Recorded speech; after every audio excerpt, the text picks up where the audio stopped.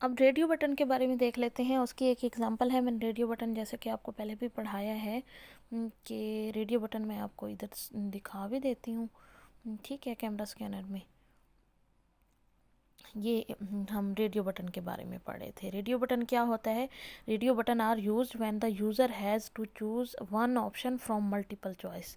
काफ़ी सारी चॉइस हो, उसमें से एक ऑप्शन चूज़ करनी हो, तो उसके लिए आप क्या इस्तेमाल करते हो? Radio button.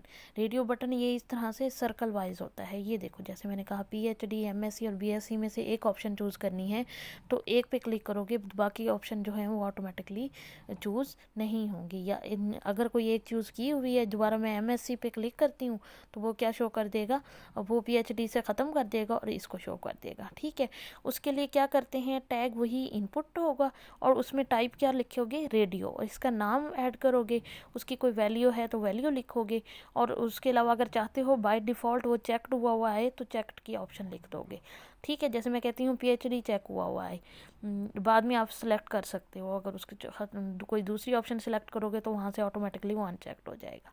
ठीक है, ये हो गया। इसी तरह दूसरा रेडियो बटन मैंने यूज़ किया MSc के लिए, तीसरा रेडियो बटन मैंने यूज़ किया BSc के लिए, तो आप MSc और BSc के लिए यूज़ कर सकते हो। ठीक है, अब मैं आपको इसकी एग्ज़ाम्पल दिखा देती हूँ। ये है रेडियो बटन की एग्जांपल। मैंने रेडियो बटन लिया है और उसका नेम क्या रखा है? जेंडर रखा है। एक पहले रेडियो बटन की ऑप्शन होगी मेल, दूसरे की फीमेल और तीसरे की अदर। ठीक है, अब मैं इसको सेव करती हूँ, सेव करके रन करती हूँ। रन देखो, अब इसमें ऑप्शन आ रही है मेल चूज़ करोगे। अगर मैंने फ़ीमेल चूज़ किया तो मेल ऑटोमेटिकली ख़त्म हो जाएगा, अदर चूज़ किया तो मेल और फीमेल दोनों एंड हो जाएंगे। ठीक है, अब मैं चाहती हूँ कि पहली वैल्यू ऑटोमेटिकली चेक हुई हुई है, तो क्या करूँगी? यहाँ पे लिखूँगी CHECKED। जैसे ही चेक्ड लिखूँगी, सेव करो, तो ऑटोमेटिकली देखो वो चेक्ड होके कौन सी आ रही है? मेल वाली आ रही है। ठीक है, समझ आ गई? कोई एक जो है वो एट अ टाइम चेकड होके आ सकती है। इसी तरह मैं मज़ीद रेडियो बटन ऐड करना चाहूँ तो मज़ीद रेडियो बटन सिर्फ क्या करूँगी? इनपुट का टैग, उसके साथ टाइप क्या दूंगी? रेडियो। ID उसकी सेलेक्ट कर लो, नेम सेलेक्ट कर लो। ठीक है, और इसी तरह इनपुट टाइप ID उसकी, जैसे जेंडर नेम्स तीनों का सेम ही होगा।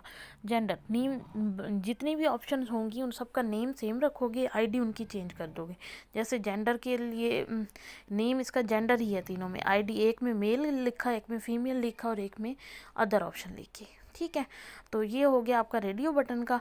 अब रेडियो बटन से इसकी एक एग्जांपल हमने कर लिया। हमने नेक्स्ट हम कर लेते हैं चेक बॉक्स। चेक बॉक्स क्या है? मल्टीपल आपने जहाँ पे सिलेक्शन करनी हो वहाँ पे आप चेक बॉक्स फील्ड जो है वो यूज़ करते हैं। ये देखो check box are use to provide many options to the user can choose multiple options. ठीक है, जैसे रेडियो बटन में तो एक ऑप्शन चूज़ कर सकते थे ना, जबकि चेक बॉक्स में आप मल्टीपल ऑप्शन यूज़ कर सकते हो। ठीक है, जैसे हाँ, जैसे ये कोड देखो कि ये कोड डिस्प्ले करता है 3 interest for user to choose using check box के 3 इंटरेस्ट होंगे। उसमें से वो किसी का सिर्फ बुक्स रीडिंग भी हो सकता है, किसी का बुक्स रीडिंग और ट्रैवलिंग भी हो सकता है, किसी का बुक्स रीडिंग म्यूज़िक भी हो सकता है, किसी के तीनों भी हो सकते हैं। कोई तीनों भी सिलेक्ट कर सकता है, कोई एक भी सिलेक्ट कर सकता है, दो भी सिलेक्ट कर सकता है। ये भी इनपुट टैग के अंदर ही यूज़ होगा। सिर्फ टाइप में आप चेक बॉक्स लिखोगे और नेम इनके सबके चेंज होंगे, जबकि रेडियो बटन में नेम सबका सेम लिखा था, जिसकी वजह से आप सिर्फ उसमें से इसी वजह से वो इन सब तीनों बटन को एक ही कंसीडर करता है, सिर्फ इनकी वैल्यू चेंज होती है। ठीक है, अब इसकी एग्ज़ाम्पल मैं आपको दिखा देती हूँ। इसकी एग्ज़ाम्पल भी मैंने साथ में की हुई है। ये चेक बॉक्स की एग्ज़ाम्पल है। ठीक है, मैंने इनपुट यूज़ किया चेक बॉक्स, ID इसका व्हीकल 1 रखा। ये व्हीकल से मुतल्लिक है। अगर मैं इंटरेस्ट शो कराना चाहती हूँ इंटरेस्ट भी शो करा सकती हूँ। ठीक है, तो सेव करके मैं इसको रन करती हूँ। ये देखो, मैं I have a bike select किया, वो भी सिलेक्ट हो गया। I have a car select किया, वो भी सिलेक्ट हो गया। I have a boat select किया, वो भी सिलेक्ट हो गया। ठीक है, तो तीनों भी सिलेक्ट कर सकते हो, एक भी सिलेक्ट कर सकते हो और अनसेलेक्ट भी कर सकते हो। तो चेक बॉक्स में आप मल्टीपल ऑप्शन चॉइस जो है वो सिलेक्ट कर सकते हो, जबकि रेडियो बटन में जब भी आप एक ही सिलेक्ट करते थे तो दूसरा अनसेलेक्ट हो जाता था। ठीक है, तो उसके अलावा यहाँ पे आप देख रहे हो एक और बटन है, तो ये सबमिट का बटन शो कर रहा है। ठीक है, ये क्या शो कर रहा है, सबमिट का बटन शो कर रहा है। तो ये बटन है, बटन को फील्ड को भी आप इस्तेमाल कर सकते हो। बटन फील्ड के बारे में भी मैं आप लोगों को पढ़ा देती हूँ क्योंकि ये एग्जाम्पल पे मौजूद है। और फॉर्म के अंदर आपको जब भी कोई चीज़ सबमिट करानी हो तो आप क्या यूज़ करते थे, बटन यूज़ करते हो। तो ये मैं बटन वाले फील्ड जो है ये देखो, button is use to form, button is use to form to process the form data. डाटे को, जो डाटा लिया जाता है उसको प्रोसेस करने के लिए आप बटन का इस्तेमाल करते हो। बटन का इस्तेमाल किस तरह से किया जाता है, इनपुट टाइप के अंदर आप बटन लिखोगे। बटन की आगे फर्दर टाइप्स होती हैं, एक सबमिट बटन होता है और एक रीसेट बटन होता है और एक सिंपल बटन होता है। सबमिट का बटन का मतलब होता है सारी वैल्यू जो टेक्स्ट बॉक्स में, चेक बॉक्स में या रेडियो बटन वगैरह में एंटर की हुई हैं उन सर को लेगा और आगे जमा कराएगा। जबकि रीसेट का बटन होगा कि आपने कोई गलती से एंटर कर दिया है तो दोबारा असल शक्ल में टेक्स्ट बॉक्सेस को ले आए। सिंपल बटन का मतलब होगा, सिंपल बटन पे कोई मखसूस ऑप्शन नहीं आ रही होगी, उसको बाकी मुख्तलिफ पर्पज़ के लिए इस्तेमाल किया जा सकता है।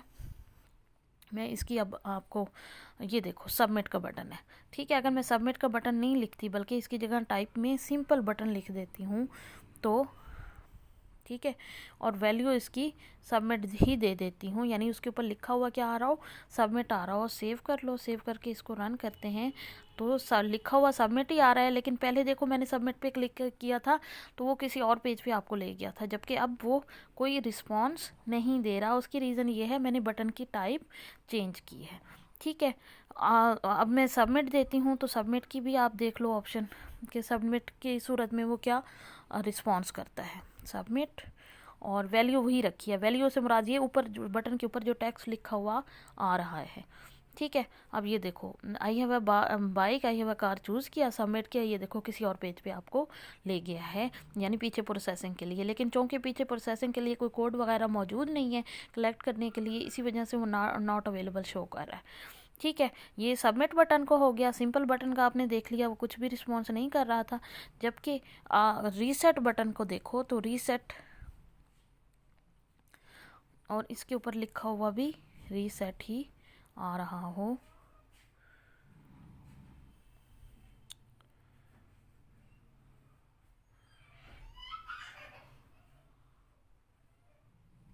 मैं यहाँ पे लिख देती हूँ रीसेट।